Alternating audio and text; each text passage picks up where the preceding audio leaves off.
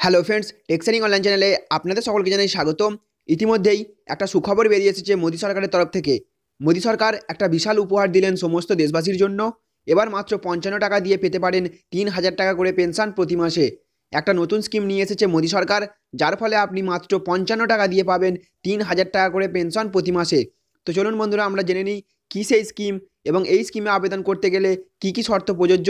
আজকে আমরা সমস্ত তথ্য এই ভিডিওর মাধ্যমে জানবো। তো চলুন বন্ধুরা, ভিডিওটি শুরু করা যাক। আর শুরু করার পূর্বে আমি আপনাদের কাছে প্রত্যেকবারেরই মতো করবো একটা ছোট্ট রিকোয়েস্ট। আপনি যদি আমাদের চ্যানেলে নতুন হয়ে থাকেন, তাহলে দেখুন চ্যানেলে অথবা ভিডিও নিচে একটা লাল কালারের সাবস্ক্রাইব বাটন রয়েছে। ওই সাবস্ক্রাইব বাটনে ক্লিক করে আমাদের চ্যানেলটিকে সাবস্ক্রাইব করে রাখবেন।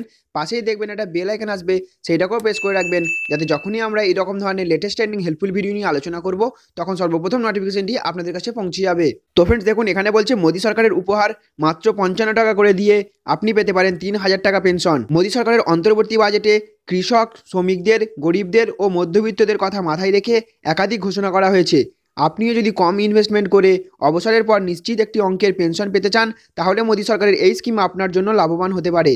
পীযূষ গোয়েল এমন একটা স্কিমের কথা ঘোষণা করেছে, যাতে অসংগঠিত সেক্টরের কর্মীরা ৬০ বছরের পর একটি নিশ্চিত অঙ্কের টাকা পেনশন হিসেবে পাবেন। যদি কোনো ব্যক্তির ২৯ বছর বয়স হয়, তাহলে এই যোজনায় পেনশন পাওয়ার জন্য ৬০ বছর পর্যন্ত প্রতি মাসে তাদের ১০০ টাকা করে জমা করতে হবে।